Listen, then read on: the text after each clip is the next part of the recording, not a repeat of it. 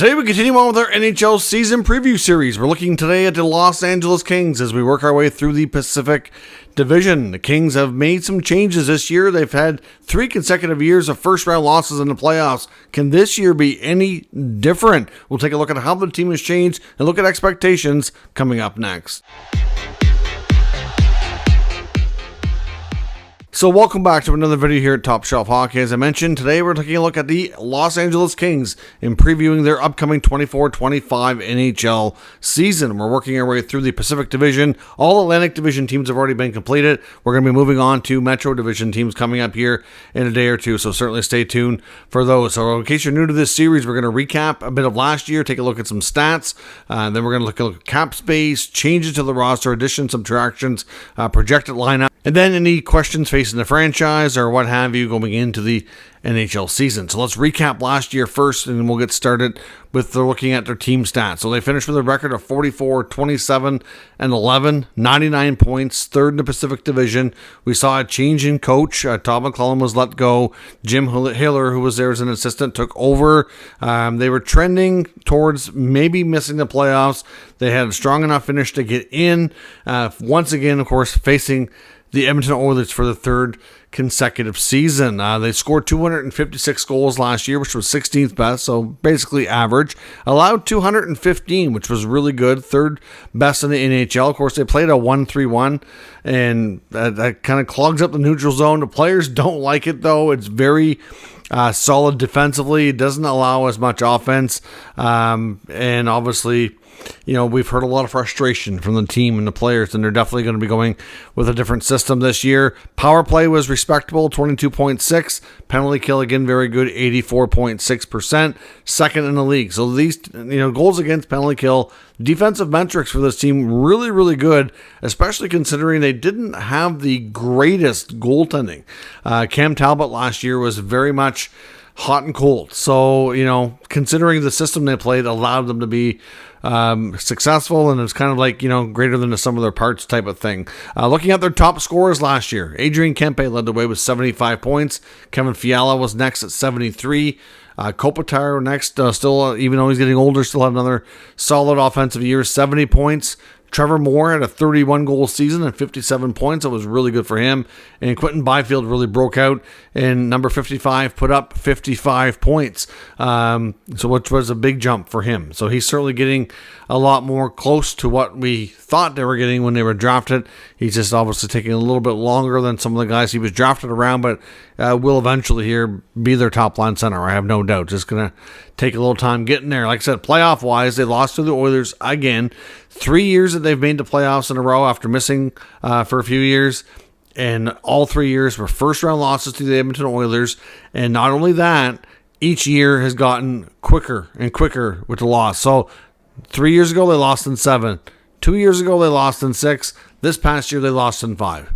So they're not trending in a good direction in that sense. Going into this year, they have $1.2 million in cap space, and obviously they're looking to maybe make an addition or two, which we'll get into here in a few minutes. Like I said, we saw a change in coach. We're going to be the first full year of Jim Hiller. Obviously, like I said, we're going to be interested to see how they make adjustments, because the players made it clear they do not want to play the 1-3-1 anymore. It makes you wonder if those defensive metrics are not going to be as strong, and if so, can they be more offensive? Can they score more? Because if they are going to give up a little bit more, they're going to have to score more to make up for it. And I'd be curious to see how the team adjusts to, kind of make sure that they can balance that out. Now let's look at how this team has changed. Of course, one of the big moves this offseason was the PLD trade for Darcy Kuemper in Washington.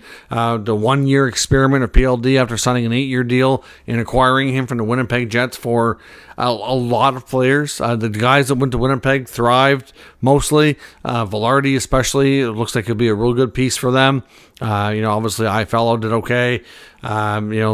Kupari, they got a good haul out of that deal. And PLD, was doing PLD things, and it just seemed like there was times when he wasn't engaged and times when you couldn't get the full effort out of him. It was frustrating, and they did not last long in moving on from that. I'm surprised they were able to find a suitor the way that they were to move him along the way they did without retaining money. They do take, a goaltender back in Darcy Kuemper, who is, didn't have a great year. His time in Washington hasn't been the greatest since he won the Stanley Cup a couple of years ago with the Avalanche. He has had a pretty decent career, but he has not fared well as of late. I guess if things don't work out, he does make less money in shorter term, so it's the lesser of the evils, I guess. And I guess you think you'll take your chances, your odds are better. So additions to this club are Darcy Kuemper. Warren Foegele comes in as a UFA from Edmonton, who they know very well from a lot of battles with. Tanner Jeannot, they picked him up for a couple of picks from Tampa. I was like, okay, he didn't really do much in Tampa. He had really one really good year in Nashville as a rookie, get everybody's attention, and then it's kind of fizzled. So I don't know if that's really a great pickup. Joel Edmondson signs a multi-year deal, somebody who's had so many injuries and missed so much time. He's got the size, he's got the reach, he's got the experience. I understand why they like him, but he comes with a lot of risk. I just don't know that was really the move. Kyle Burroughs also comes in. I don't mind that. He's a good depth defenseman, serviceable guy if he needs to be in there in your top six.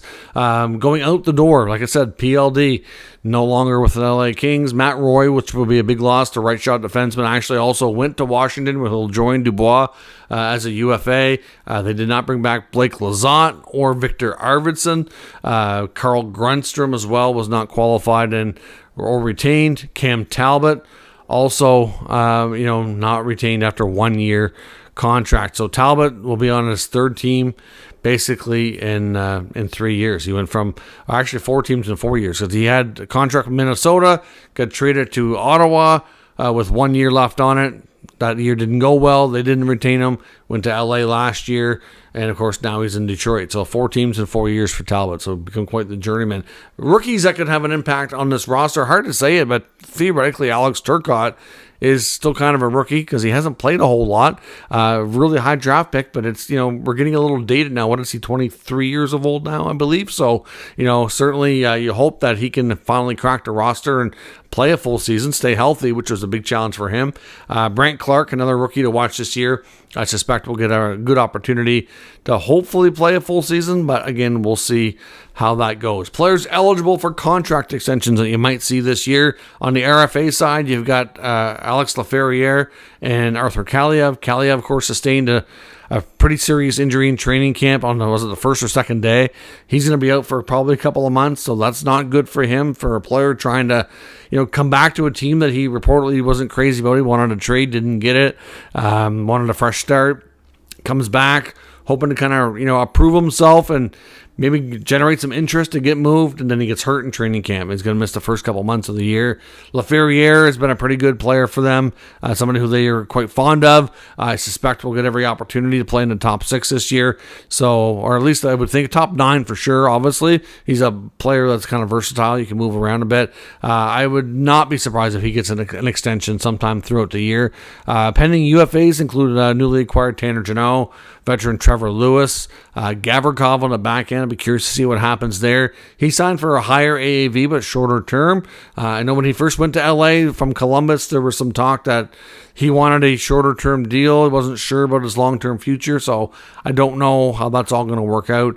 But again, a player that I know that they do like. We'll see what happens with it. Andreas Englund and David Riddick also eligible for extensions during the course of the year. So looking at the roster, what we're going to project this year, we're going to have Darcy Kuemper and David Riddick as your goaltending tandem. On the back end, you've got Drew Doughty, who unfortunately, I'm recording this video on Thursday, last night of Wednesday night's preseason action. He suffered what looks to be a serious injury. We don't have a full details yet. Early reports are saying that it could be a fractured ankle, but there is concern over other damage in there, so we probably won't know for another day or so until they do some more imaging and kind of get a better idea what's going on. But Drew Doughty likely not going to be able to play for the start of the year as well, and we don't have a definitive timeline on the length of the recovery just yet. So Doughty will be there, but not at the beginning. Mikey Anderson, of course, will be there. Gavrikov, Jordan Spence, Joel Edmondson, Brant Clark, and Kyle Burroughs will make up your blue line. I suspect, like I said, with Edmondson, I understand you get the size, the strength, the reach, the experience, all that. Good at cross-checking guys in front of the net, but he's been hurt so much. He comes with so much risk, and they gave him as a 3 or 4 year deal. Like, to me, I don't really think the Kings had a great offseason, to be completely honest. Up front, you're looking at your top 9 of being guys like Kopitar, Kempe, Laferriere could be a line. Byfield, perhaps, with Fiala. Fogle, you got Trevor Moore, maybe with Deneau and Jeannot, and Tyler Jeannot, or Tanner Jeannot, sorry. Akil Thomas will be in the mix. So was Alex Turcotte. Trevor Lewis for your bottom line and your fourth line. Kaliev, of course, going to start the year in injury reserve as well. Will be there in the mix too. And there is rumors that they are looking to consider acquiring a fourth line center. That they're maybe not completely sold on any of the options there between Thomas, Turcotte, Lewis. They might want a more experienced centerman to come in if they can. I know we've talked about Christian Dvorak in Montreal maybe being an option, but he might be too expensive for what he brings. The D-core, like I said, definitely weakened this year without Matt Roy, and then you take out Drew Doughty for perhaps an extended time. That's not good. I'm concerned over their goaltending as well. And of course, now we don't know how the things are going to work out for their fourth line. So the bottom 6 is young, a lot of youth there, but I wonder about Tanner Jeannot and how he's going to fit there too. And Warren Fogle, I mean, is he going to get a chance to play in the top 6? I don't know. He's very inconsistent with his scoring. Good, got good size, good skater. He can kill you penalties and things like that. I don't know. I'm not sold on this team really being better. I don't think they get better. That's the worst of it. I don't think Rob Blake and the Kings had a good offseason. Goaltending was not fixed. It wasn't terrible last year by any means, but it wasn't great. Talbot replaced by Kumper. I'm not sold on that. The blue line, they lose Roy in free agency. Now Doughty's hurt, and your response is to bring in Joel Edmondson.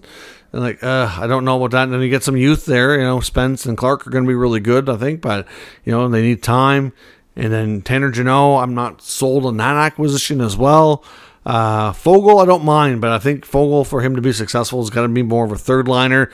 Trevor Moore will obviously should get more opportunity higher up in the lineup there as well. So we'll see what happens. But are the Kings better? I don't think so. I think they're going to be battling for that 3-4 spot. I think Edmonton and Vancouver will be better than LA this year. I question Vegas could be as well. But after that is where I kind of see the Kings. I think they'll be better than Seattle. I think they'll be better than Calgary, San Jose, Anaheim. So I think I kind of see them. Are they going to be guaranteed top 3? No. In that 3 to 4 range is where I kind of see the Kings likely battling and probably going to be maybe a wild card team this year. Maybe they'll, with any luck, they'll avoid the Oilers and actually get a different opponent. But let me know your thoughts and expectations for the Los Angeles Kings coming up for the 24-25 season. We'll talk about it further in the comment section. If you're new to the channel, make sure you subscribe and stick around. We'll keep you up to date with all the news, rumors, and analysis of all 32 NHL teams. Thanks for watching. I'll catch you next time.